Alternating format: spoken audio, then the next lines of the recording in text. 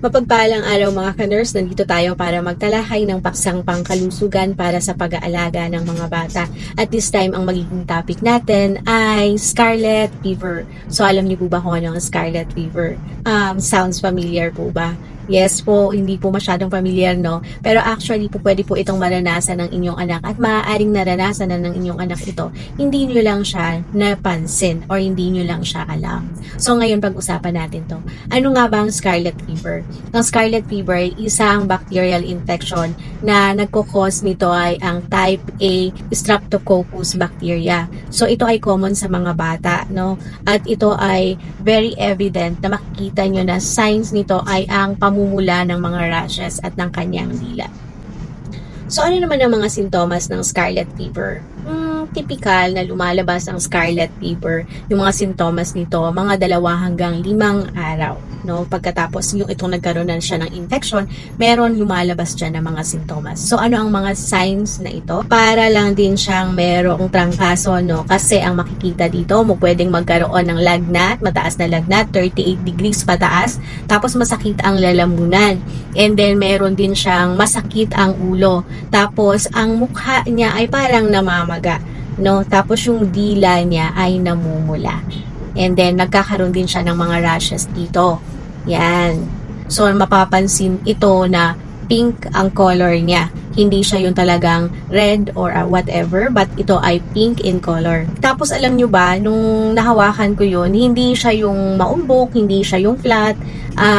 Magaspang siya, para siyang sand na ma-pink. Actually, kung paano nga siya i-describe, para daw siyang papel de liha kapag hinawakan mo siya, na maaring ito ay makate. Karaniwang nag-start yung rashes na ito sa dibdib, then sa tiyan, sa batok, tapos kumakalat din siya sa katawan. Tapos dito sa may tainga, saka dito sa area na to. Pero yung sa anak ko, mas naging visible ko siyang nakita yung dito, sa dito niya. Akala ko nga tigdas nun pero hindi pala siya tigdas. Scarlet fever pala siya. Tapos alam nyo ba, yung mukha, rosy cheeks talaga, nag-rosy cheeks yung pisngi ng anak ko. Isa rin pala yun sa sintomas. Tapos yung paligid ng lips niya dito, namumutla. Hindi maputla yung lips, pero may pagkaputla yung ganitong part ng lips ng bata. Pwede ding magkaroon since ang bata ay nagkakaroon ng lagnat to, pwede din silang mawala ng ganang kumain, pwede din silang nagduduwal or nagsusuka, tapos pwede na nagkakaroon ng pamamaga dito, yung lymph nodes nila kasi dito inflamed. Okay, lymphadenopathy po yun. Tapos merong yung mga fold dito, nagkakaroon siya ng kulay pula. Okay, mga folds dyan, nagkakaroon siya ng mga kulay pula. Tapos alam nyo ba yung tang nung anak ko, pagka nilabas nyo yung tang niya nung una-una pa siya, medyo may mga puti-puti. Tapos eventually, para siyang strawberry.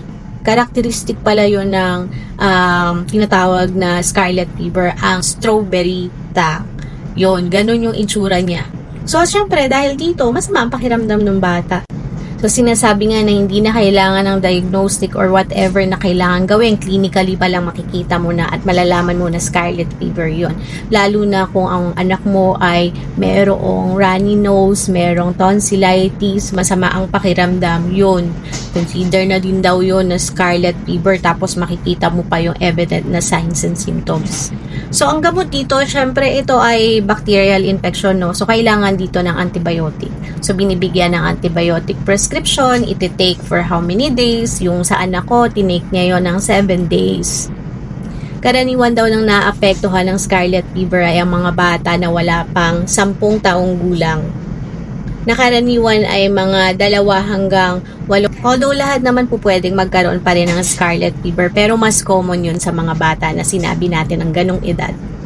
Yun, pupwede daw na maulit pa ulit ang scarlet fever. Nagkaroon na, pupwede pa ulit magkaroon ng scarlet fever. Pero sabi, madalang daw. Pero saan ako parang napansin ko na ulit. So, paano nga yung gamutan? Sabi natin, antibiotic, di ba? So, kailangan ng antibiotic kasi bacteria ang cause. Although, pupwede naman din yung mawala as times goes by na kahit hindi naman siya ginagamot. So, kailangan ninyong magpa-check up sa inyong doktor para mabigyan kayo ng tamang gamot, tamang antibiotic na iti-take ninyo. Kung paano nyo yun iti-take at kung gaano nyo siya katagal iti-take. Kung pwede na rin kayong i-advise ng mga doktor nyo, ano yung mga possible na home remedies, ano pa yung pwede niyang i-take. Yung sa anak ko, ang pinadagdag lang paracetamol para nga daw mabawasan yung pain kung meron mang pain na nararamdaman. At kung merong lagnat. So, kailangan ninyong alagaan ang inyong sarili. Mga bata, alagaan ang sarili. Hindi. Sama syempre ang mga magulang. Ano ang mga dapat natin gawin? So, syempre mag-focus tayo dun sa mga signs and symptoms na nararamdaman ng mga bata. So, kung siya ay nilalagnat, keep them hydrated, painumin ng mga fluids, tapos i-monitor ang kanilang lagnat, painumin ng paracetamol o na pampababa ng lagnat. Yan, para hindi sila ma-dehydrate, kailangan din mag-take ng mga fluids. Tapos, bigyan din natin sila ng mga malalambot na pagkain kasi nga mahirap mag-chew, mahirap silang lumulon. Tapos yun, nireresetahan din sila ng calamine lotion para kung sakaling talagang makate, yung antihistamine po pwede rin silang painumin or yung lotion nga na ipinapahid sa mga rashes. So, paano tayo makakaiwas? So, umiwas tayo sa mga may infection ng scarlet fever na ano to sa droplets. So, syempre, pag bumahing, pagka umubo, kailangan takpan ang mouth para hindi mag-spread yung bacteria. Sa kalukuyan, wala naman pong kailangang vaccine para sa scarlet fever. Tingin po ninyong malinis ang inyong katawan, lalo na ang inyong mga kamay. Maghugas, frequently wash your hands ng soap and water. Tapos yung tamang disposal ng mga tissue na ginagamit ninyo. Okay? Hindi dapat yung kakalat-kalat. Tapos hanggat maaari, siguro ihiwalay mo na lang din sa pagtulog yung bata dun sa iba pang mga bata. Para hindi sila magkahawa-hawa. So yun lamang po ang ating update. Yun lamang po ang mga information na ma-share ko tungkol po sa scarlet fever. So yun po, maaring bagong kaalaman, scarlet fever ang tawag, pero usually or more likely naranasan at nagkaroon na nito ang inyong mga anak nang hindi nyo lang po talaga alam na yun pala yun. So, yun lang po mga ka-nurse. Salamat po sa inyong suporta. Please don't forget to like this video, subscribe to my channel, and pakishare na rin po para mas marami pa tayong matulungan para sa dissemination ng information para po sa mga kaalaman na katulad nito. So, yun lang po. Bye mga ka-nurse!